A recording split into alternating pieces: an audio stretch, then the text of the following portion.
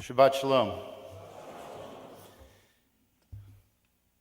It's my honor to introduce Nancy Kraemer, the 2018 Talmud Torah Award honoree. Nancy is a mother, a sister, and a devoted daughter. It's going to be very hard for me to continue to look back at you, Nancy. She was born in New York and moved here in the mid-50s, first attending the Coral Way Jewish Center, or alum, and becoming a member of Temple Beth Am. That's a shocker, I thought. Later in life, Nancy would get married right here at Beth Am by her beloved emeritus Rabbi Baumgart. She then moved to Pennsylvania for a job opportunity. Her Jewish journey took her to St. Pete, Florida, where Nancy became a member of Temple Beth El. Here she studied Torah in the morning with Rabbi Yudavin, as well as her Torah study group that met at a bank in downtown St. Pete and a boardroom, and they'd study Torah. And folks, it took them 5 years to complete the book of Bereshit. At the same time, her son was becoming a bar mitzvah, and as Nancy said, I could not ask my son to do something that I would not do myself, so Nancy became an adult b'nai mitzvah. Nancy continued studying and teaching religious school, as well as becoming a board member at the temple, and Nancy had a transformative moment that became in the form of a sponsored trip to Israel by the UAHC. Nancy returned from this trip, and she found that when it came to study and her Judaism, she could not get enough. Nancy moved back to Miami in 1991 and became a member of Temple Bet Brera. She joined the choir and study group with Rabbi Barry Tabachnikoff of blessed memory. And today, you can study with Nancy on Saturday morning at Torah Study, or on Wednesday nights, also known as Torah Tonight, where Nancy is the moderator. The group meets at 7:30 p.m. to 9 p.m. and is open to everyone. In Nancy's words, they have room to grow, and they welcome new members. And by the way, if it's not enticing enough, Nancy is a great cook and brings a nosh to every study. They meet in room 3, and Nancy promised me, she would push the study group to complete Leviticus in less than 4 years. The past Talmud Torah honorees are so honored to welcome Nancy into our ranks. You now have all the rights and privileges that... Oh, wait a minute, Nancy. There are no rights and privileges. But we welcome you nonetheless. Shabbat Shalom. Nancy, please come up and share this with all of us.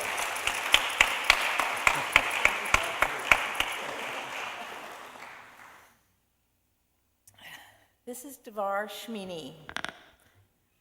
Parashat Shemini begins with pageantry, with great devotion, with manifestation of God's might.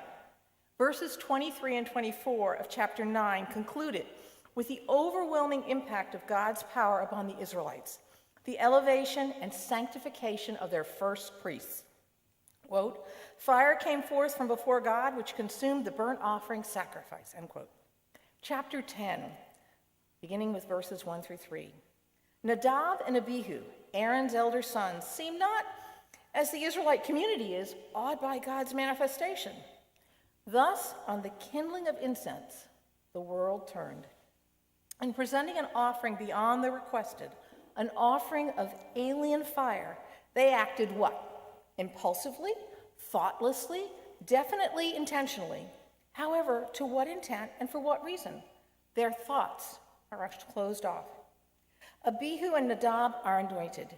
They are now priests to serve God. Might they have recalled that their father Aaron acted in known opposition to the command of God, making the golden calf, apparently without incurring punishment? Moses chastises God, and Abraham argued with God without rebuke. Why then should they not also go beyond commands for their sanctification? So they did. They put fire and incense on their fire pans and brought alien fire before God. Quote, and a fire came forth from the Lord and consumed them. Quote, and Aaron was silent, end quote. Why?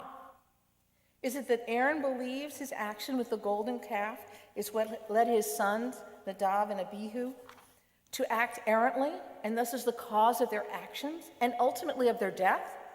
Perhaps he was overawed by the knowledge of error, of kindness, of justice, of mercy. At times, when I read Parashat Shemini, the words explode away into vast silence. I become Aaron and hear God's words of showing holiness through those near me and understand that this is God's comfort to Aaron, to me, that God is drawing us nearer.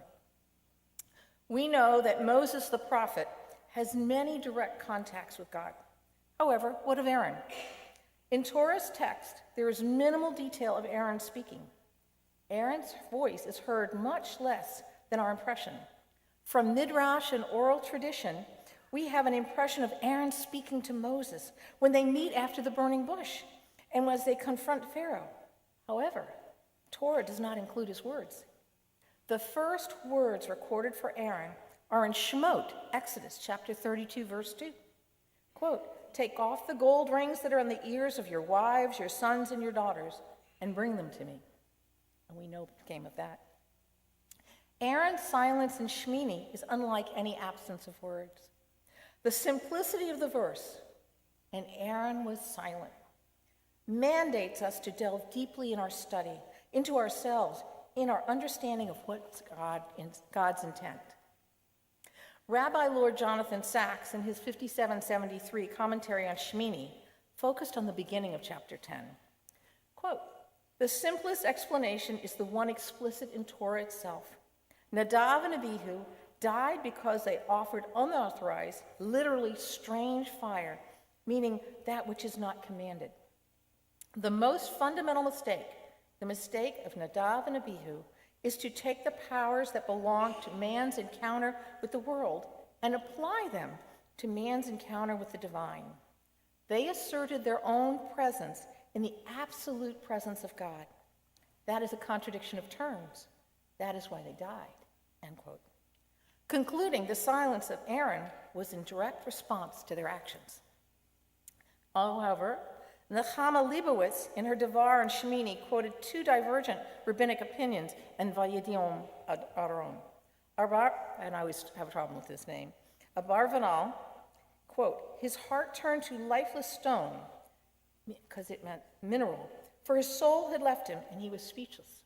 And then also, Rabbi Elazar Lippman Lichtenstein, "The verb domen connotes inner peace and calm. Aaron is vayadom. The emphasis is his heart and soul were at peace within. That rather than questioning the standards of God, he justified the divine verdict," end quote. Is her intention to present the possibility that both are true?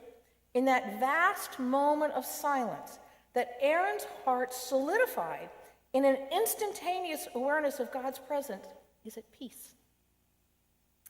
Rabbi Naaman Klelman wrote in her Devar Shemini, and it's two Haftorahs, yes, 2 Samuel and Ezekiel, depending on when.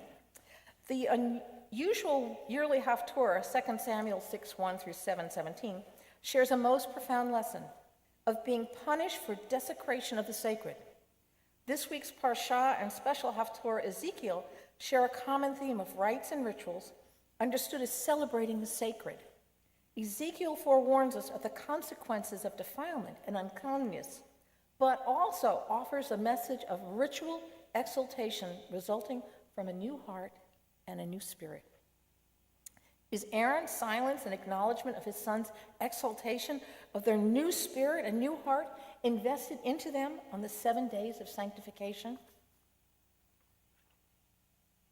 Rabbi Richard Levy, in his commentary on Shemini, wrote, which Shemini, by the way, means the 8th day, is significant.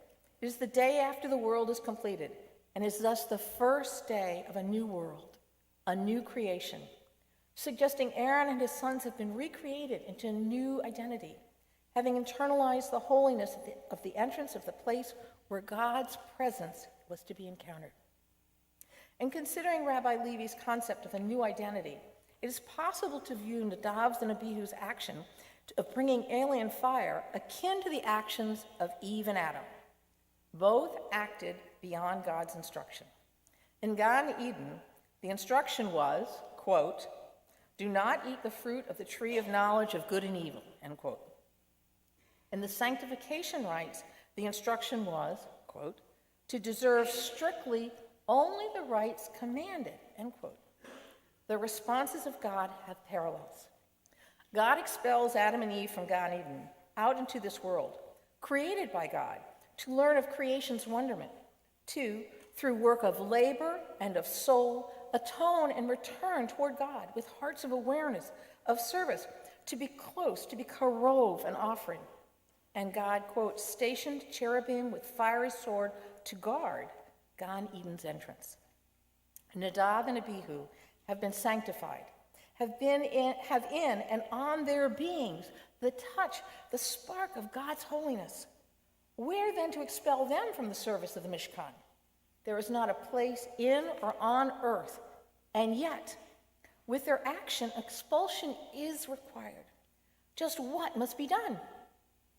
Does God expel the souls of Nadab and Abihu from their bodies to the only place where they can reattain the spark of holiness as was allowed Adam and Eve? I wonder if the fire which came forth from God and consumed their souls as a sacrifice was the same as that wielded by the cherubim guarding Gan Eden. When we consider their response, we hear the difference between a prophet and a priest. Moses the prophet answers God, Hineni. Aaron the priest answers God in God's silence. Silent as the world was on that first day of creation. Silent as the stars strewn across the universe, as a spark returning.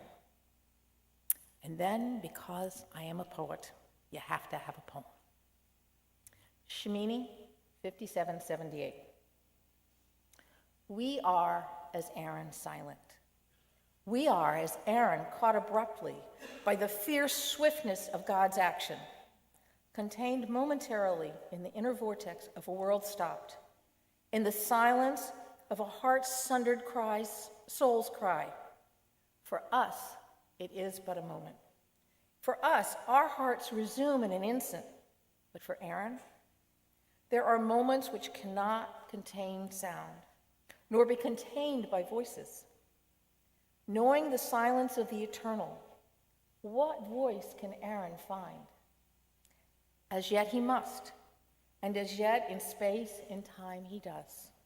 Kohen HaGadol.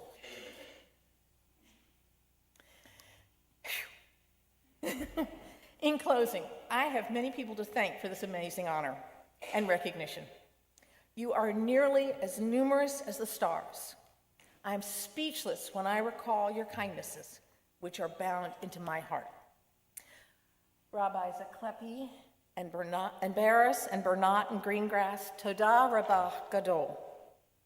Todah Rabbah also to a few of the special educators whose love of learning and knowledge it has been my honor to know and to study with.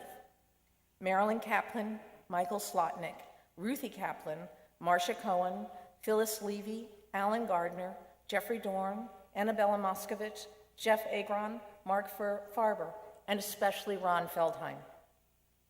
A final Todah Rabbah to Joe Jacoby for his wonderful photography skills, and to Janice Baseman and Andrea Levine for their kindness and patience.